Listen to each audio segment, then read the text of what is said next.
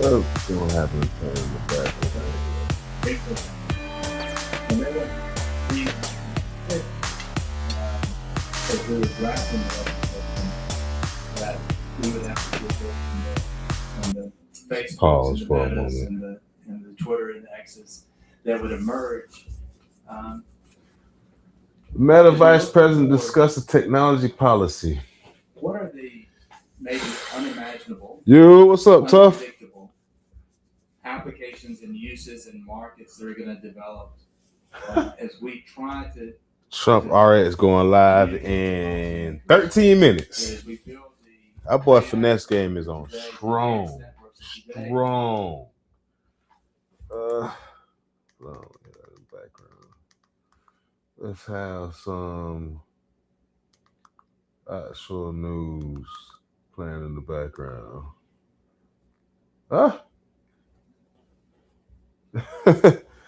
Fucking Brits are gonna have a field day with that, and that's why they kicked that man out of the royal family, because they knew he was out there fucking them little kids. Good morning, good afternoon, good evening, good whatever part of the day the video chooses to reach you. Hope you're feeling well. I hope you're feeling fine. I hope you're feeling blessed. I hope you realize that you are blessed. It is I, Mr. Von P, aka the Political Crash Out. No, it's been a while. It's been a couple weeks, man. Life been lifing. As you guys know, I'm not a content creator. I just create content. And between working, being an active full-time father, trying to edit my daughter's athletic content and put her clips together to try and get her scholarship, like shit just got real. And I was like, man, fuck all that shit. And on the flip side of it, if I'm being honest with you guys, hold on one moment here. Here we go with this shit. If I'm being honest with you guys, I was a little burned out. Political burnout is real. I don't think that the common person in America. I did. I think the common person in America really understands just how heavy and stressful and taxing mentally it is to be engaged with the political process on a consistent basis. When you're constantly looking at what's going on in America and how these changes impact people, it can become a lot. And I've never really get too deep into my personal life on stream, but I work for the government. And a part of my job is staying up to date on the changes that are going on the federal government level that may impact the state government level, so I could be aware of how to do my job a lot better. Aside from paying attention to all the political shit that be going on and things may be going on the federal level, on the House level, and that's two different things. Like shit that goes on the federal level, sometimes you can look at it and be like, well, you know what, it's gonna take a while for us to feel that impact. But then when you look at shit that's going on at the state level, you be like, damn, we gonna feel that tomorrow. Like, take for instance, tomorrow the state of Florida is going to enact a rule where driver's license tests can only be given in English. I speak perfect English. Most of the people around me speak perfect English. But there's a lot of motherfuckers in South Florida that don't speak perfect English. And when they get on, they go to the DMV tomorrow and say, yeah, they ain't gonna say the English. They're gonna say they want to take a test in whatever language they want. Well, no, they're gonna say they're gonna show up to the DMV and actually take the DMV test in whatever language that they speak. And the DMV is gonna tell them, hey, these tests are only in English now, homie. These are English only tests. So they're gonna have to deal with that. But this is kind of one of the things, like I was saying, at least the political burnout, because you can be looking at all this different shit and being aware of it and knowing what's going on. And the average person don't even give a fuck about any level of politics. I'm not saying that it's okay for them not to give a fuck, but the average person does not talk about politics on a daily basis. So the individuals that do, you experience some political burnout. Political burnout is not the same as political exhaustion. I think what a lot of the common people may think they experience is political exhaustion because they're not used to paying attention to politics and it's being forced in their face on a whole nother level like it's never been done before. And unfortunately, it's being forced in y'all face because unlike any time in US history, this shit really does impact your life. There's a lot of people that are Trump voters that are out there now like, oh my God, I made a mistake. And they're legit trying to figure out what they can do to try and change their vote.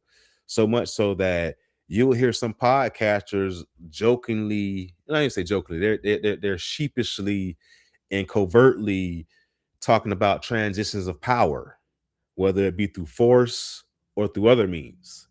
So it, it's it's heavy sometimes when you start to look at all this shit on a consistent basis and then have to get out here and engage with individuals. When you don't engage in politics on a daily basis, people don't engage you on politics on a daily basis. But when you do engage with politics on a daily basis, guess what? People bring to you their political beliefs. And I welcome the exchange of dialogue, but I had to remind a few people that respectability politics is dead. And if you come at me with some bullshit, I'm going to come at you with bullshit. Um, Veil passive aggressive shit, I ain't dealing with that shit no more.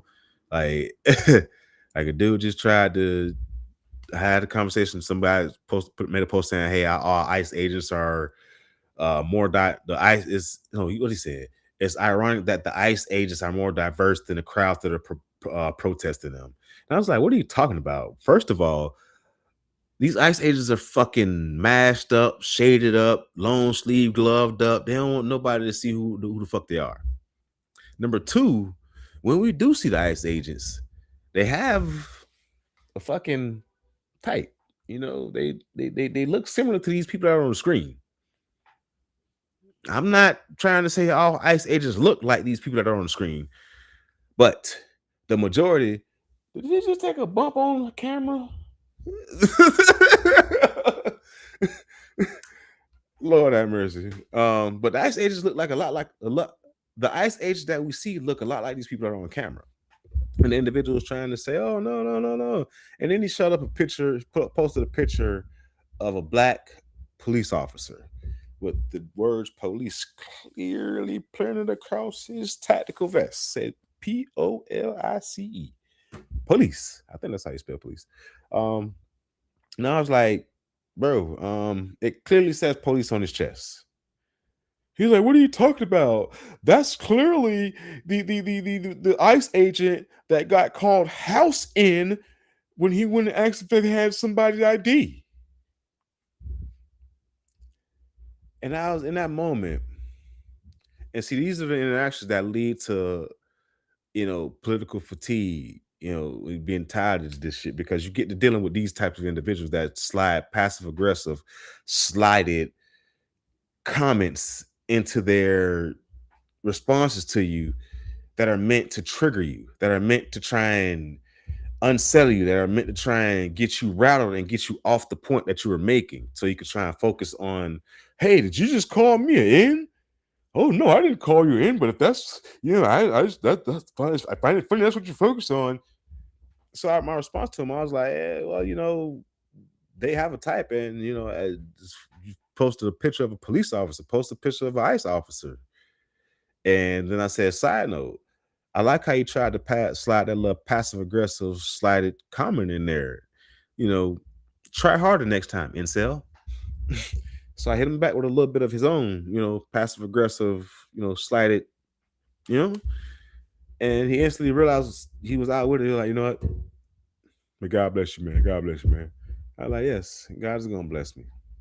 So that's what I say. This political fatigue stuff is real, man. And shout out to Phil Singleton, the hip hop lobbyist. He had made a video about it, and he was very I don't say transparent. He was very open, very open. You rarely see black men talk about their feelings, talk about what's going on in their life and what's going on in their head. So when you see a black man out there giving their insight into what's going on in their head and what's going on in their feelings, what's going on inside of them, you might want to pay attention. You might want to take notes. You might want to, take heed and understand that this man is going through some shit and he's sharing what he's gone through. So let me lend the ear to it to be, more receptive, be more mindful of what this individual may be going through in the future. Um, but with this political fatigue shit, it ain't gonna stop. It's not gonna stop because a lot of us feel that the country is moving in the wrong direction. Black, white, Puerto Rican, Asian, it don't matter. Man, woman, child, old guy, man. A lot of people across the spectrum, Republican, Democrat, it don't matter. All feel as if the country is moving in the wrong direction. And I think a lot of the uneasiness in that thought process is because we truly believe that with every fiber of our soul. But America is moving in the wrong direction right now. And as I said before, there's a lot of individuals that voted for Trump that are right now saying, oh my God, oh my God, oh my God, I didn't vote for this. I didn't vote for this. I didn't vote for this. Yes, you did. Yes, you did. You regular ass bitch. You voted for this. You voted for this. There was a lot of individuals that said Project 2025 was real, and a lot of the stuff about Trump was just negative, hoopla trying to fearmonger and all this other stuff, only for all that shit to come about. And that's the part that leads to most of my political fatigue. Because earlier this year, I was rolling through my content, just scrolling through, looking at some old stuff. And it's just like, God damn.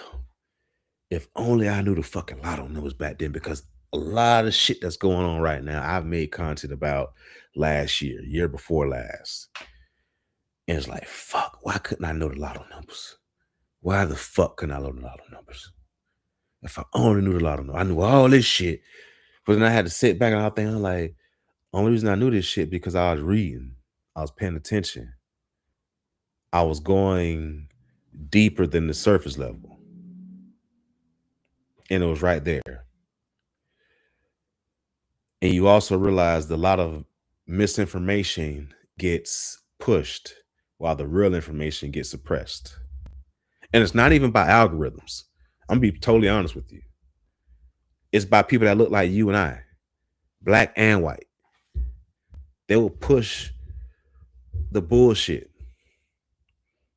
One of the most profound things I've ever been told in regards to looking at information or looking at stuff online is, if you look at something and if you see something online and in every fiber of your soul, you want that post or that information to be true, you need to look it up.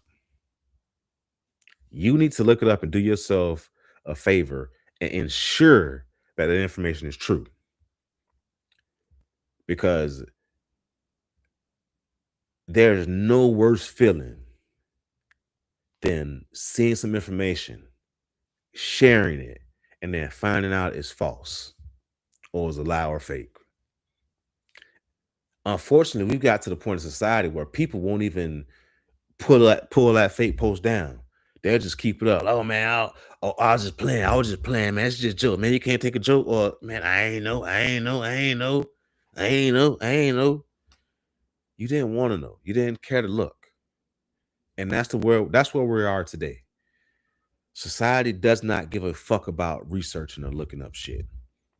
And people like me, people like Phil, the hip hop lobbyists, we have to engage with individuals in the world. And when we do, and we try and have real tangible, heartfelt conversation, more so him than me, because I don't even give a fuck to engage with some of the internet personalities like that. As I'm gonna forever say, I create content. I'm not a content creator, and the reason why I really don't care to engage with those internet debates and shit like that, like you'll never see me on Jubilee. I'm the type of motherfucker be on like in the back of my head, I be wanting to fight. I be wanting to fight, and I put my hands on somebody for saying the wrong thing. And people like in those settings, people get real boastful and all real aggressive, get all in your face like this and shit. The way I was raised, you get a swift chin check. You know, not everybody, but putting yourself in those situations is really real fucking stressful. And a lot of people that are on those Jubilee platforms, stuff like that, they want that. Some are running for Congress. They want platforms. They want to be seen because they're trying to gain something bigger. The funny thing that I notice about like the whole, like a lot of the podcast community, a lot of the podcasters are former rappers, singers, artists. Like, I don't know if y'all noticed that. Like, a lot of podcasts, even Deontay Kyle. I was blown when I found out Deontay Kyle wanted to be a rapper. I was like, that's like these. I thought we had at least one that wasn't trying to be a fucking rapper. Shit. Purple Glass Media says, if people don't read the Bible, they ain't read nothing else. Damn right about that. We live in a society of immediate gratification. We grew up in the era of delayed gratification, meaning, hey, work hard now, play later. You know what? I'm gonna go ahead and jump ahead of my script really quick because the idea of work hard now and play later is lost on the black community. Yeah, Jordan, great segue, brother. Great segue. Jump by 4-5 segments, but great segue. Yeah, I know as I'm talking about segments now, I'm trying to take this shit a little bit more serious. Not just shooting off the hip. I actually got me a script with segments laid out here and talking points. So if you see me looking down and with my finger here, I'm going through my script. I'm trying to make sure I hit my points. But back to what I was saying, the idea of delayed gratification was killed because of the internet. And now we see people chasing the Joneses left and right. And that shit is like, I put it in my notes to say it's fucking up the black community, chasing the Joneses and chasing this luxury, this idea of just luxury, all the way, luxury, all time luxury, jet setting here, jet setting there, going there. But it's really fucking up society. I mean, the black community, we feel things a lot harder than other demographics sometimes because we are disproportionately affected by a lot of things. But the pursuit of luxury and the idea of I gotta have something better than my neighbor, or I gotta go here so I can post this picture and show everybody, that shit is fucking society up. Clout chasing is like it's really a fucking career goal nowadays for some young people. The idea of making money on the internet through being a new age minstrel show or shucking and jiving and cooning and pushing fucked up narrative, because you can make a lot of money on the internet from likes and views by either a shucking and jiving, pushing right wing rhetoric, no MAGA this, MAGA that, black people, bad people, brown people, pushing all that type of rhetoric. You can get a lot of likes and views and support because you're speaking to the underbelly of society. The other way that you get a lot of views and likes is by turning yourself into a fucking minstrel show. I don't know any other time in history where I've seen so many quote unquote real niggas getting on the internet and trying to be funny for likes and views. Sometimes I see some of these skits and I laugh at how horrible they are. It's like, yo, you call yourself a real nigga and you out here making a fucking fool of yourself on Bill Gates' internet, trying to get somebody to laugh at you. But if we was in the hood and the nigga laughed at you too hard, you gonna get mad. What you laughing at? What you laughing at? What you laughing at? But you get on the internet and shuck and jive and act a fucking fool looking for likes and laughs. But you a real nigga in the hood. In the hood, if somebody laughed at a joke, that's what fucking gets me. You could be in a circle of friends in your own community. Mind you, circle of friends. Y'all get to joking on each other. Somebody cracks a joke. It's a very funny fucking joke. Everybody's laughing hard as fuck at you. Next thing you know, your tough ass is in your feelings. What fuck you laughing at? Fuck you laughing at? And you step it down on a nigga that you know can't fight. You step it down on a scary nigga. You step it down on a nigga that don't even want that smoke. He just laughing. Don't laugh at me. What you laughing at? These same niggas then get on the internet and do a skit, purposely making a mockery of themselves so that the internet can laugh at them.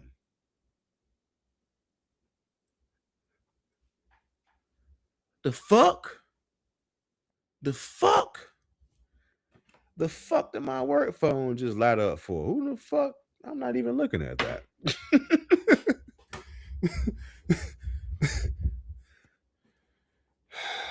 gotta look at it.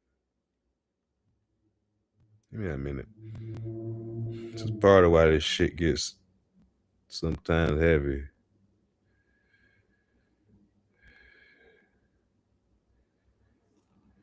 Some shit I fucking did a week ago. They finally fucking figuring out. All right. But yeah, the idea of this. I gotta have luxury. I gotta have attention on the internet. It's fucking up the society. It's fucking up society.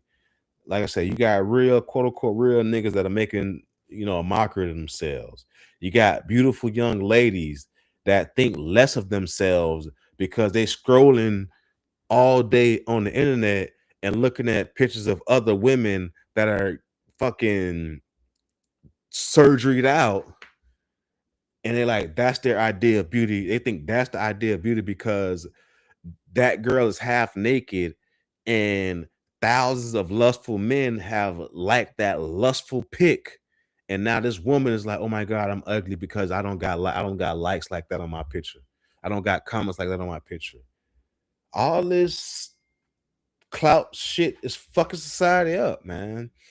I don't know why people hold on to the idea of getting attention on the internet so hard. I think one of the freest things for me is not giving a fuck how many views or likes I get on this stuff. I told myself a long time ago, because I used to make content about Black History facts. Matter of fact, just so y'all know, I am going to start back March 1st because there's a lot of fuckery going on in regards to Black history. So I thought about myself. I like, you know what? For years, I did damn Black history, just random Black history facts. I'm starting that shit back up March 1st. So y'all think Black History Day, Black Monster hit, y'all think Black History Month ending on February 28th? Nah, I'm picking that bitch up on March 1st with my Today in Black History facts. So I'm bringing that shit back. But that just goes back to when I was to post that stuff. I used to tell myself, like, if I get one like, cool. I reach one person. If I don't reach nobody, I still know that shit got some reach because there's a lot of people that see your shit don't like it. So I never did none of this internet shit for likes. Even this right here, I don't really even give a fuck about all of that. I work to pay bills. I use my degree to pay bills. I got skills to make other money with. And that's why I really don't give a fuck about this internet shit like that. But some people, I just cannot get through like my mind, like, oh my God, what the fuck do y'all see? Like, you just feel like it's gonna be easy life making content on the internet. Newsflash, making content is not fucking easy. This is the easy shit right here. Me just not giving a fuck. Like, I'm literally in my garage. Like, there's a green screen here. This is a pop-up green screen with a mobile, with a not mobile, not replace or replaceable backgrounds. Them posters for a fucking big backdrop. I got, matter of fact, here go the black backdrop right here. I keep fucking mounting for if I want to put the camera on some shit. Like, I got 3 lights. Ask me how many lights I set up when I be putting this shit on. I got 3 lights. Actually, I got 4. 4 studio lights. 1, 2, 3. No, yeah, 1, 2, 3, and 4. I got an overhead light that goes supposed to go over top of me, and lights and 3 other lights that could just push, light. Ask me how many lights I set up to do this shit. Who know? Because my garage light ain't bright enough. It's a reason why I'm pointed this way. Because that light is right there. To light my black ass up. Because this shit is work. And after a long day of work, and then a long day, that's it. A long day of work, and then sometimes adding on being an active and present father, going and dealing with whatever my daughter's activities got going on, come back to the house, eating and trying to record. Man, I get up at 5 o'clock in the morning, y'all. And then editing content is a motherfucker too, boy. Like, I'm about to get on Fiverr and hire me a little Pakistani kid for like $5. Seriously, because editing content is a bitch in itself. And that's why I say these kids they look at the internet and they think, I could clout chase, I could shuck a drive, and I could coon, and I could make a lot of money on the internet. Don't realize how much fucking time and engine and effort that shit takes. And then when you look at some of these streamers like Kai Cenat and Ben the Don and all these other name brand streamers, you hear them talk about how much money they're investing into their setups and all that and other. I think one of the guys said like they spent like $60,000 on a book bag just to be able to stream, like just a portable book bag. 60 racks. Now, can you imagine if they get caught in the rain with that book bag trying to make some content? You know what I'm saying? Like, this shit ain't. We got a lot of kids that are rather, shuck and jive and coon on the internet than get some skills. Which leads me to the FBA niggas. For those that don't know, FBA is Foundational Black Americans. And I personally think these are some of the most divisive Negroes in America right now. Not only are they sharing and spreading beliefs like, if you're from the Caribbean or from Africa, like, if you ain't like born in America, a direct descendant of like slavery in America, like, you're a different type of black. You're like, bitch, we all in America. When ICE looks at us, they see black. That's probably the only thing that's saving some of these black motherfuckers that ain't got no paperwork. Their skin color. Because ICE is looking at them and saying, oh, that's just a black man. That's a black woman. But I suggest they don't open their fucking mouth, because as soon as they open their mouth, ICE gonna know you ain't black. And they gonna come snatch your ass up. But that FBA shit is divisive. Not only are they pushing that enter black people divisiveness, they're pushing information that is not conducive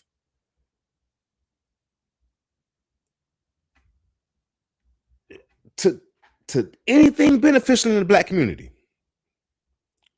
Pre-election, these motherfuckers was, oh man, elections ain't voting is rigged. Don't vote.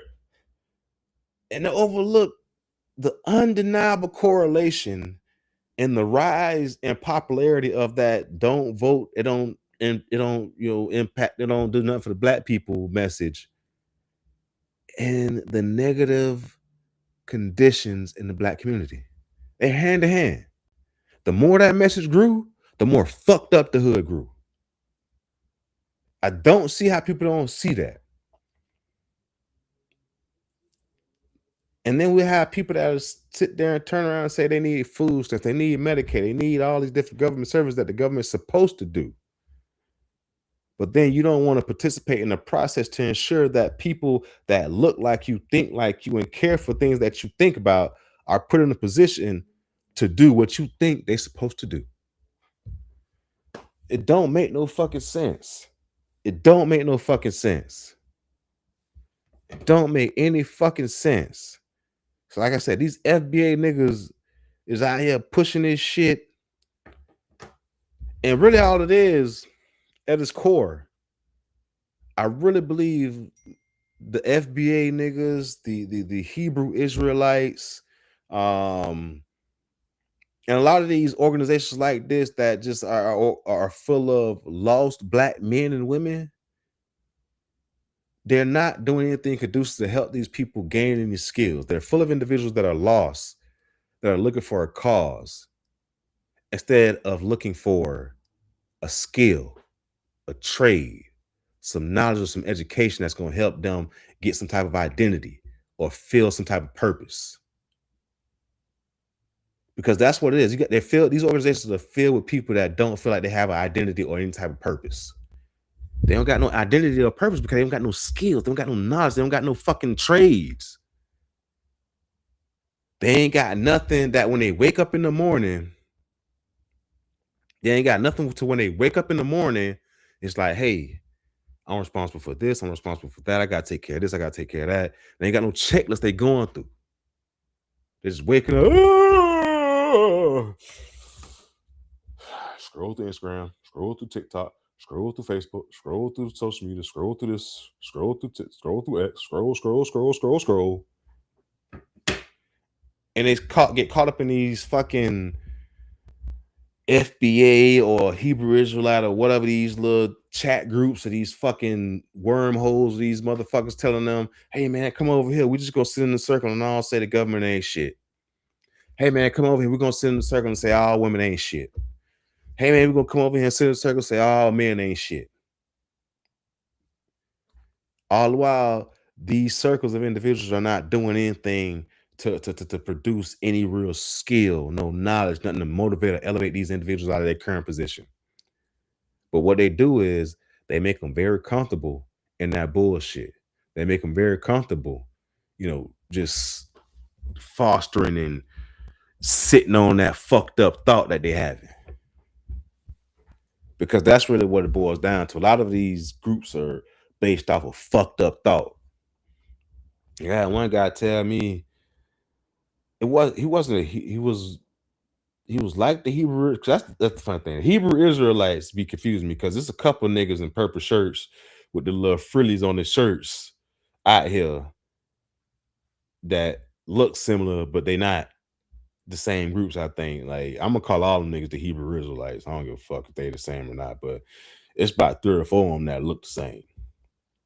And a friend of mine I went to middle school with, he's one of those guys now, and he actually he wanted to have a conversation with me, and because I respected the individual because I knew him on an individual level before he became one of those people. And I knew him to be a very smart and intelligent brother, book smart. And stress that, book smart. Worldly issues, dog was book smart, like a motherfucker. Straight A's in middle school, book smart. So fast forward, we're having a conversation. He's telling me that his organization, they believe that God hated white people. That's why damn, with the one had the red mark on their face, and he didn't like them, so he put that mark on their face and burned them. And I'm like, okay. And they tell me, our organization is based off the original man. The original man is a Seminole Indian. Da, da, da. I'm like, wait a minute. So the Seminole Indians are a mixture of runaway Indians and slaves. They never really was like a original tribe. They was more so like a mixture of some Florida, a couple different Florida Indian tribes, and a bunch of runaway slaves got together, started fucking living together, and then they, started fucking up the white man. That's really what the name Seminole means, unconquered warrior, because they refused to be but never. How in the fuck your organization said the original man is a motherfucking group that was created from two groups? Like, so this is why I say, a lot of these motherfuckers, they these groups, they don't give motherfuckers no purpose. They just give them an idea to cling to, an ideology to make their own, because they don't have no individual identity. They don't have no individual responsibility. A lot of them don't even really have no fucking nothing. I went to war, verbal war that is, with the Hebrew Israelites on the corner in North Lauderdale a couple months ago. And I told them, I was like, well, I didn't tell them, I asked them, I went, actually just like, what do you guys do for the youth, to try and get them some skills or knowledge? I like, say I bring a high school dropout to you, he's 17, he's feeling lost, he's trying to, figure out life. And I bring him to y'all. What's the next step? What y'all gonna do? Man had no real plan for me, no real nothing for me. Oh man, well, we meet on these days, and we got people. And I was like, so what about like job training skills, or like get him some knowledge? Like say, I like I say he's a dropout. He don't really know nothing. He ain't got no skills. He ain't making no money. I like he's trying to figure out something to make some money. Oh, we got plumbers and stuff that that's a part of our group. We got engineers and stuff. I like, so what you saying? They gonna hire him? They gonna intern him? What, Man, what you asking all that for? I was like, because I'm curious. Because I'm curious to see what an organization that I see all over the place on the corner, constantly calling out black men and black women out their fucking name. What type of good y'all gonna actually do in the black community? Or is y'all just out here to call black men and black women out their fucking name? I guess the little dude didn't like how I approached him, because then the big black man came and he kind of took over the interaction. I guess he thought he was gonna scare me, but one, I wasn't looking for conflict. Two, I ain't no bitch. Number three, I had a little something else on me that said I ain't no bitch either. And it said, if any one of you motherfuckers that's surrounding me think I'm a bitch, that might be the last thought you have, motherfucker. But that's just how I feel about those Hebrew Israelites and those groups, man. We got a lot of individuals that see these things on the internet. They get caught up in the algorithms. They get radicalized by this bullshit, and it's really because they have no identity. They don't feel like they have no purpose. So fuck the foundational Black American Alliance and all the other bullshit, because we need to start talking unity. And I don't want to hear nobody saying, "Oh, you should say fuck them and don't be talking bad about it." Don't talk about, man, fuck them niggas. This is where we're at in America. This is why Donald Trump is in office. Because I could talk wild just like Donald Trump. See, my close friends know. I had said it 2 years ago before the election. I was like, watch, I'm gonna start mimicking the way Trump acts. I say, watch how many people try and tell me to straighten up my act. But y'all will look past how Donald Trump talked to people and addressed people. It's the president of the United States. Y'all will ignore that. But you gonna try and tell me to straighten up and give me all type of reasons why I should straighten up. Oh man, you ain't white, you ain't rich, you ain't. I don't give a fuck. I pay my bills. Like, I grew up on Howard Stern and Trick Daddy. Don't ask me why I'm fucked up. Like, don't ask me why I approach life like this. Don't ask me why I talk like this. Howard Stern and Trick Daddy, like, grow me up, raise me up. www.thug.com. Nigga, Beetlejuice and Robin was Howard Stern co-host. Robin was a black woman. Beetlejuice was a little short. I was gonna use the R word, but I ain't gonna get in trouble for that. Get my stream cut. He was a short, handicapped black man, mentally challenged, if you will. Um, and they used to be on Howard Stern show, woo, talking that shit. Talk about whatever, whoever, however, how the fuck they feel like saying it. And that's how I approach this shit. So that's why I feel comfortable with all that shit. Like I tried to come out originally with the respectable, just when it was politics and pop culture. I was trying to be respectable and on par. But man, like that got me so much shit talked to me and so much attacked. And I used to try and hold discussions, people and motherfuckers talk to me crazy. And when I started matching, the fucked up energy, is just seeing the fucked up energy come my way and just showing them like, hey, look, this is who you this who you for the fuck with right here. Like, you think you bringing that shit to somebody that's calm and respectful. I will talk about your mama. You know what I'm saying? Like, they back up. They back up.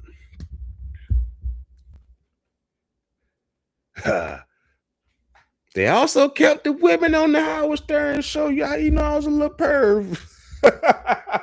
So I see, that was the other part that drew me into Howard Stern. Part of it was the unfiltered delivery. You know what I'm saying? How he would approach just talking and interacting with people. It was never disrespectful, but it was always just direct, honest, and open. And no subject was off limits.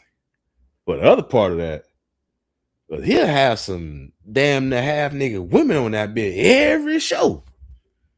Like, into a young, impressionable boy, you seeing some women of all nationality. That's the other thing about Howard. He had white, Asian, black, Mexican. That man had all types of women on his show. And all on with half dress. It made me sound like an old pervert, but I used to I used to tune in, man. I used to tune in and watch that shit. I ain't even gonna lie. Ain't no Trick Daddy was Trick Daddy. That, you just put it like this. I just might eat pussy just because of Trick Daddy. I heard Trick Daddy talk about it so much growing up. It was like, if Unc could do that, and women love Unc for doing that, I'm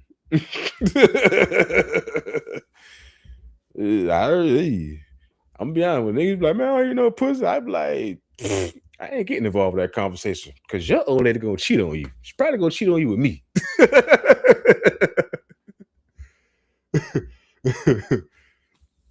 But yeah, I grew up in that era, man. Speaking of eras, let's turn this back to some of the other stuff. Actually, I like the way this is flowing because now I'm just tired altogether. It's gonna flow right into some of this Trump shit. Speaking of like old days and how we grew up, back in the day, it was during the Reagan era. I don't say back in the day. The Reagan era, we saw the creation of what was called the war on drugs. The war on drugs was really an assault on the black and brown communities. We've seen a lot of upward mobility as a result of the civil rights era come through the 50s and 60s. Segregation stuff came down, and a lot of segregation walls and stuff, like barriers and all that stuff started to come down and fall. 70s, 80s, 70s, 80s, we saw some growth. Then we've seen the Reagan era. And under the guise of a war on drugs, we've seen a lot of the black communities across America be left in shambles. I'm not gonna try and make an excuse for any man or woman or individual that was engaging in selling narcotics for whatever reason they sold. I will make an issue about the sentencing disparities that we saw as a result of the war on drugs. We've seen individuals that were caught with minor levels of drugs, grams of drugs, get sent away doing a harsh time that were black, while simultaneously seeing white individuals that had grams get slaps on the wrists. We've seen black individuals that had keys and heavier loads getting sent away for life, taken away from the community. While we've seen white individuals with keys in those similar quantities get, 5 years prison sentence with 3 years of parole if he keeps his nose clean in the pen for 2 years. There was a lot of disparities that we've seen. There was a lot of over enforcement. There was a lot of military style enforcement that we've seen come about. SWAT teams. SWAT teams grew during this era exponentially. If you're from Broward County, I remember growing up in Franklin Park and Melrose and Lauderhill, various black communities, Danny, Hollywood. So many visions, so many scenes like this I'm for the fucking describe I've seen in my childhood where you're outside playing in various neighborhoods, you're outside playing, and you see 2 or 3 Chevy Astro vans pull up, or a big ass U-Haul pull up, and nobody's moving. And then you see the sliding door of the Astro van slide open, and you see 37 police officers jump out of the motherfucking Astro vans, raiding the fucking hood. Or you see that big ass back of that fucking U-Haul shit pull up, and the motherfuckers dive out of that bitch like roaches. I've seen that so many times in my youth. Like, I think that the closest I've ever come to it was like literally in Dillard Park, at my auntie house. Like, they raided the next door neighbor. We was literally outside, and the van pulled up, damn near broke my auntie gate down. like that's the shit is crazy. And we've seen so many disparities. See, dog say he got caught with 2 inches of rock hard. That's rocks, y'all. That like, you see, we used to call them the Raiders. These wasn't the Oakland Raiders. These was the police. And I don't even know how they got the name the Raiders, because it wasn't an official name. It's not like the police deferred to him as that, but when you was in the hood and you heard him say the Raiders is that, you took your ass inside, because you knew somebody door was getting kicked in. You knew some shit was gonna happen. But we seen the war on drugs tear up the black community under the guise of we're fighting crime, we're fighting drugs, we're fighting drugs, we're fighting drugs. Well, what's the result of the war on drugs? There is no results. It failed.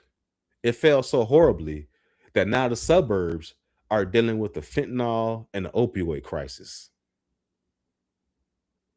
If the Republicans' war on drugs was really a war on drugs, we wouldn't even be having conversations about the border. The border would have been locked down. Little white kids overdosing on fent and stealing their mama oxys, that shit wouldn't happen. Because how they got to that point was these little white kids was on heroin. They were going to the hood getting coke. And when they couldn't make it all the way back to the hood, to those neighborhoods that was getting that good dope at, they started raiding their parents' fucking medicine cabinets. That's how the opioid crisis started. It wasn't nothing besides withdrawal.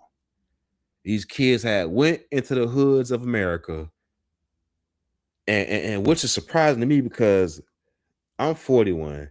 You know, I don't sell no drugs, do nothing nefarious. And I couldn't I don't know where in the fuck you could find some heroin at. But you got white kids in America right now that could tell you where to find heroin.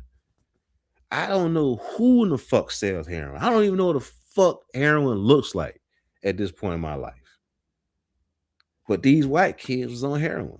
They was on coke. They was on crack. And they went back across the tracks. And guess what? Mommy wasn't giving them the keys. They couldn't get back to the hood to get their dope. So they raided the fucking cabinet. That's how the opioid crisis that's how the opioid crisis even fucking started. So tell me how the war on drugs that started off in the 80s is doing that. Failed fucking horribly. Like I say, it failed so bad that now white America's dealing with a drug problem. You got commercials now that's talking about opioid addiction and fentanyl addiction, and this, that, and other. The cartels, here's the funny thing. Cartels are engaging in selling weed and trafficking weed just to cover the logistical costs of moving coke and fentanyl. Fentanyl is up there now to where ecstasy too, because they're MDMA too. They selling weed just to get seed money to cover the upfront costs, of shipping all the other shit. Of course, once they sell the coke and the other shit, the money comes back. But you need money to get that shit out there. That's where the weed comes in. Cartels are selling weed just to sell other drugs nowadays. Think about that. When Sinsemilla, the original Sinsemilla, the shit that Cheech and Chong was on, was a Mexican strain. The original Sinsemilla. You know what I'm saying? In a sense, we got I don't want to say it started in Mexico, but it got a good push out of Mexico. And now it's not even a top product of the cartels because of the opioid and other fucking crises that Americans are fucking strung out on. And the reason I don't know if I move on, because it was the white folks abusive of the pills, they would give you 50 years for one. Yeah. Don't get fucked around and caught with that prescription pad. You get caught with that doctor's pad. Oh shit. Oh, they lock your ass up for that. Man, you still a doctor prescription pad nowadays? And the bad part is I used to know, well, allegedly, I might have known some guys that used to ride around through, a county, further north to different things. I ain't telling nobody. But we've seen a war on drugs destroy black communities, brown communities, and not have no real beneficial impact. And I think we're starting to see the same thing with this war or fight for parental rights. Under the guise of parental rights, we're seeing the education system in America get just fucking eroded, get dismantled and fucking demolished. Like we seen this, like I said, we've seen the impact of the war on drugs. We can foresee the impact of this parental rights. Parental rights. Yeah, they was. They wasn't even motherfucking checking sometimes.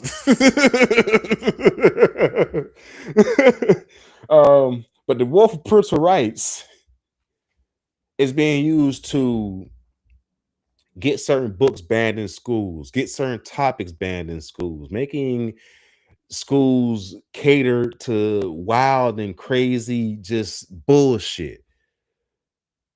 All because, well, I'm a parent, I have the right. Parents have the right. So we've seen what Republicans did with this war on drugs. And Republicans are now starting this war for parental rights or war on education. And coincidentally, this war for parental rights, we're seeing America being dumbed down. And I'm not pushing for any particular racial or any particular books or anything to be put in schools. I'm just looking at the total impact of everything from the voucher programs to the way charter schools are being just not regulated. Like, the educational system in America is being attacked. We seen a couple months ago they want to reclassify nursing degrees to make it seem like nurses don't have to do as much as they do or have to be as smart as they are.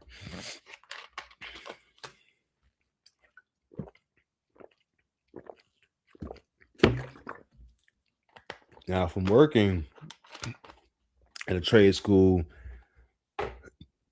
I've seen the level of knowledge that basic CNAs have to have. And these are some of the these are like the base level nurses. And they have to have an excuse me. They have to have an astronomical amount of knowledge. They have to go through certain certifications. They have to get certain levels of information to go out there and actually help save lives. And this administration wants to say, hey, no, you don't need to do all that. No, you don't, it ain't even a real occupation.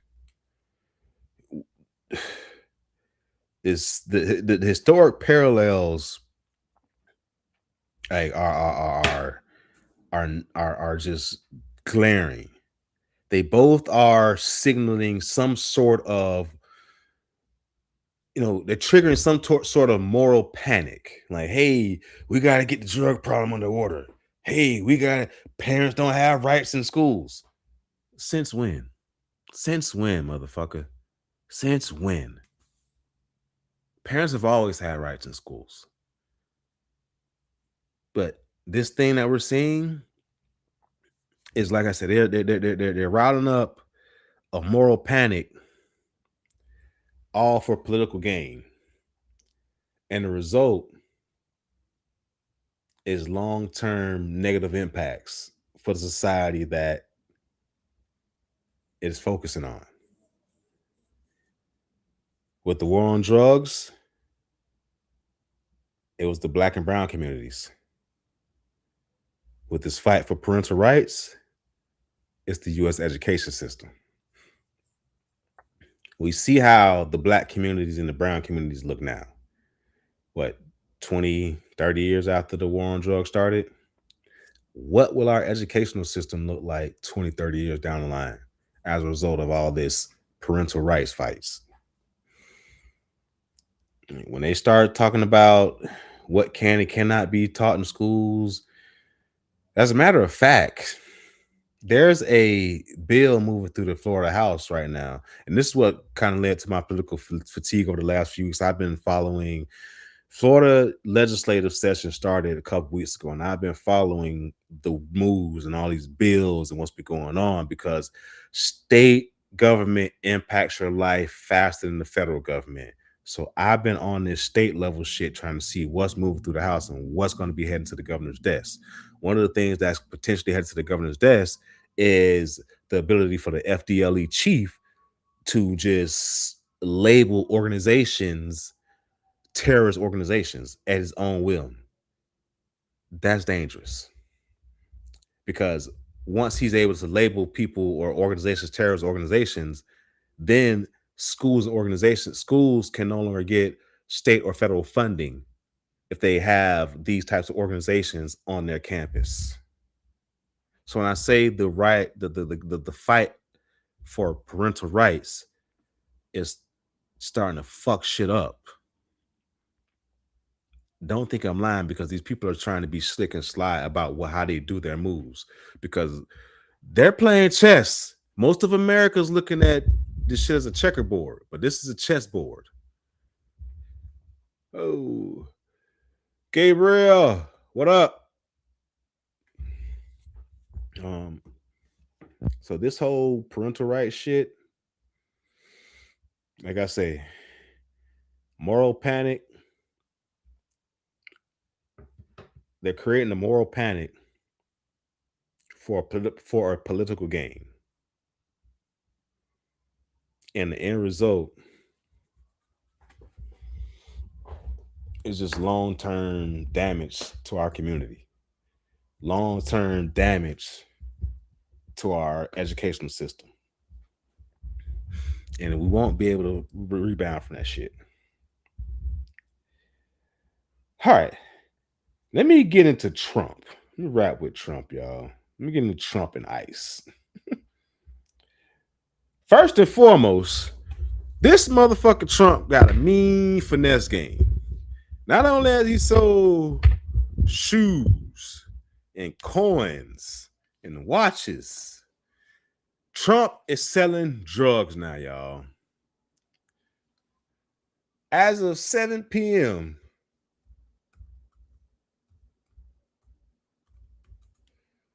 hold on. It's Gov. I was finna start talking shit, y'all. Let's go on a journey real quick. Media. Screen. Share. This motherfucker started Trump RX. Find the world's lowest prices on prescription drugs. Ladies and gentlemen, so many people on the right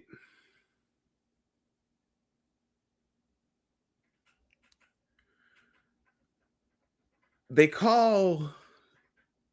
use the term fascist very fucking loosely.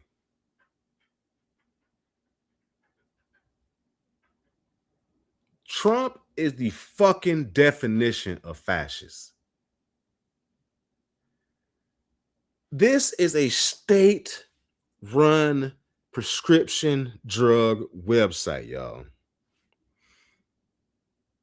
Trump gets a kickback from this shit. This is how fascism works. Y'all. I get fucking disgusted when I hear people saying shit and they don't know what the fuck they what they talking about. Like, this is fascist. You want unilateral dictatorship control. The government runs and has an influence on any and everything, and if it doesn't, it's gonna your industry is gonna pay a price. Trump went and told the manufacturers of different drugs in America, hey, I want you to sell dope through this fucking website so we can run it and control it. Like a state-sponsored,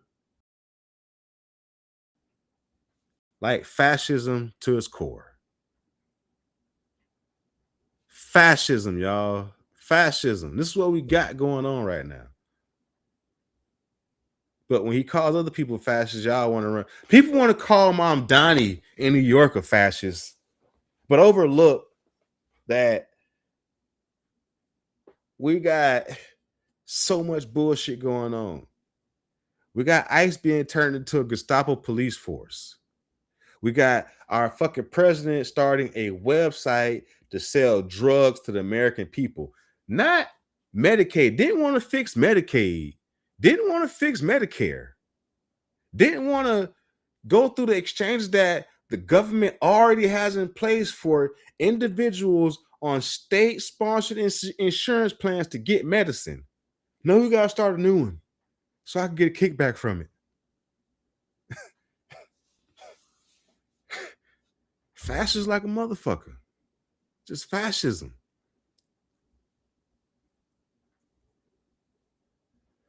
What the hell is that? Hey, bro, you're super black. I don't want to be racist, but it's incredible. I have never seen someone so black. Gabriel. There are people that are blacker than me. Um, if you've never seen somebody as black as me, then I feel for you, Chico. I feel for you, Chico. Because I've seen some Dominicans that have fooled me. I've seen un negritos that have fooled me. So if you're not seeing anybody as black as me, tough shit. Because I know a lot of women that like it.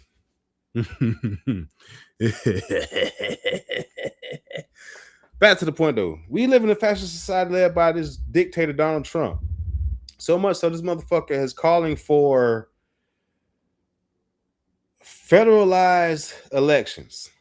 He went on a rant saying that states are basically proxies for the federal government when it comes to election time. So states should not be running elections. Instead, the federal government should be responsible for elections, and federal government should control all aspects of elections. This is after them denying their fucking election loss, stealing election equipment, Trump surrogates getting caught up in a fake elector scheme, Trump surrogates getting sent to jail for their part in the fake elector scheme. Why the fuck would we trust Trump and anybody around him to be responsible for elections when they've already proved that they have the ability to deny flat out facts and truth?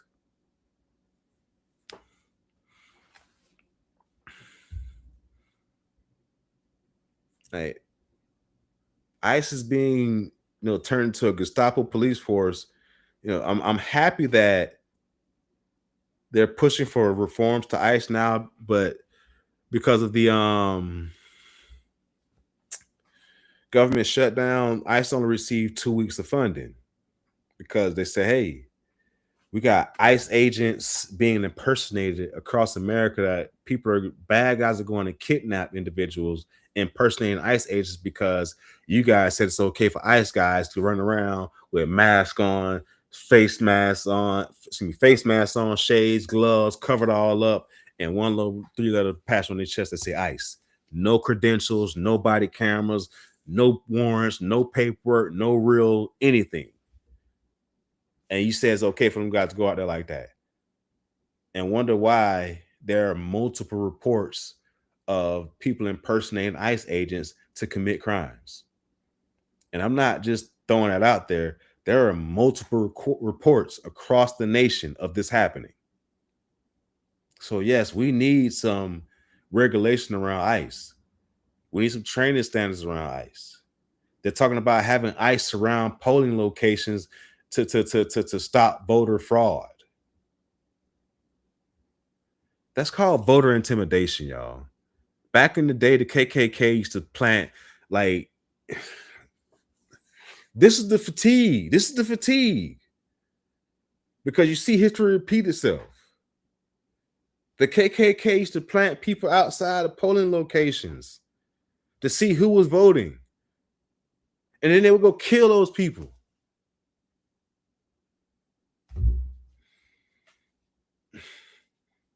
Nazis did it.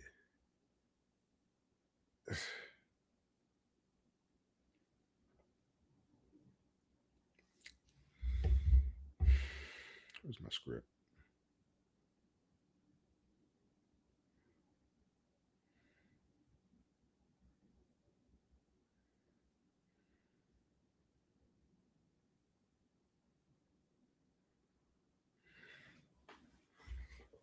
You know, speaking of all of this bullshit weakens America because, and this is going to be like the final thing I want to touch on.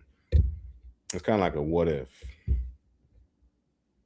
With all that's going on, America is losing its position as a world superpower. We've seen Pakistan rise up to number three. I think they're number three globally on population. They got well, it used to be top 10 ranked military. I think they're like number 12, number 13 now. They're best friends with China, who's like the third ranked military. And I think number one pop. They top five population. Shit, they top five in population and military. And we got a lot of world powers that are not friendly towards the United States of America, especially with this administration in office. We don't have any friends globally. Let me just put that out there. The United States of America does not have any friends globally. This administration has put us in a position where people that were our friends are now looking at us crazy because we've told them, hey, I don't like this deal because if I can't get A, B, C, D, E, F, G, X, Y, Z, da, da, da, da, da, I'm going to tank this deal. And now people that were our friends are looking at us like, damn, so you only like, so we're just saying the friendship, this is business? Okay. So with that being said, if World War III starts, who is going to ally with us? This administration has alienated NATO and openly talked about pulling out of NATO. So if we get into a situation where it's us against the world, and you got Russia, China, and South Korea that have already had a fucking summit, three of them already got together. You know what I'm saying? We're in a fucked up situation, America. And that this is the one of the things that when I started this video, I started talking about political burnout. It's shit like this. Because most people go through the day lackadaisical about what really impacts their life. My job, my 40-hour a week job, makes me be aware of everything that impacts our life politically. The content that I make is in regards to politics. So I'm constantly in this world of looking at the shit that impacts our life. Outside of the times that I want to go be a dad or go fuck off and do whatever.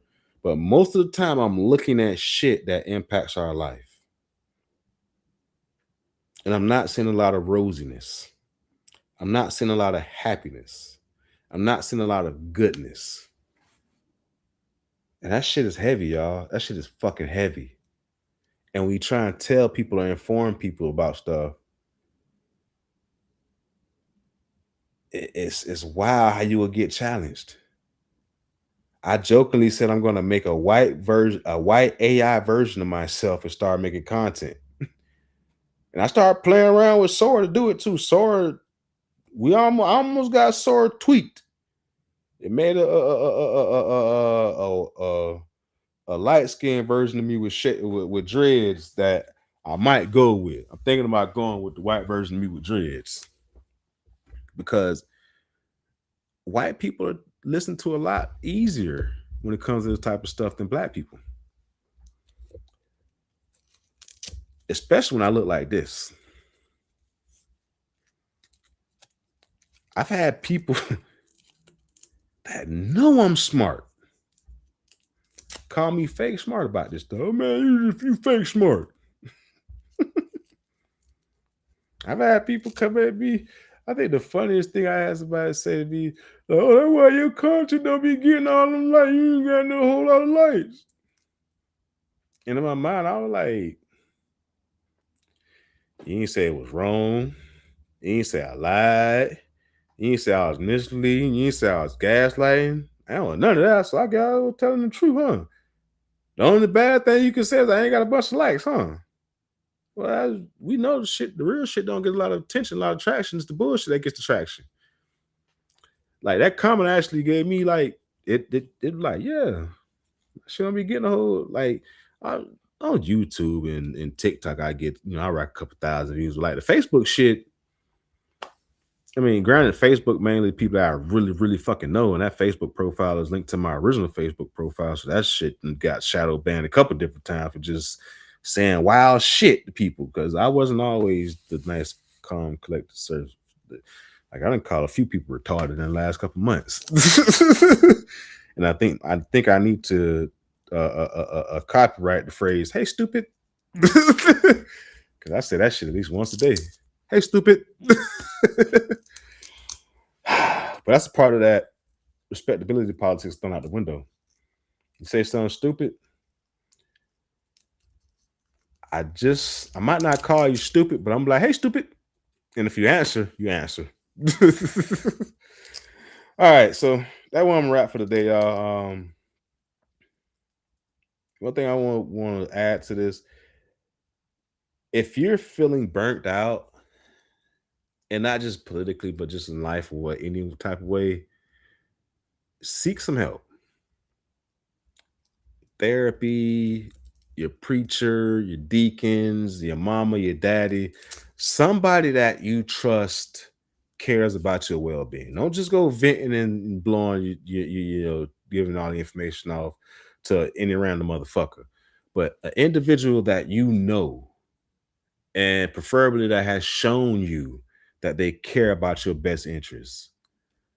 Ask them if you can talk to them, feel free moments. Get some shit off your chest. Um, so I've had some people in my life that unfortunately have committed suicide, and that's a tough thought to think about them sometimes. So in these situations, I always will say, if you are not feeling some type of way, if you're not feeling good, go seek some help. Go talk to somebody, man.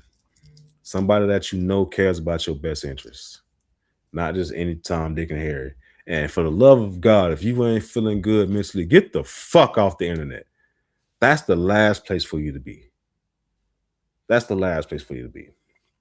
Um, Even when I was feeling a little burnt out, some that really know me, they noticed my level of social media interactions and posting and all that shit just went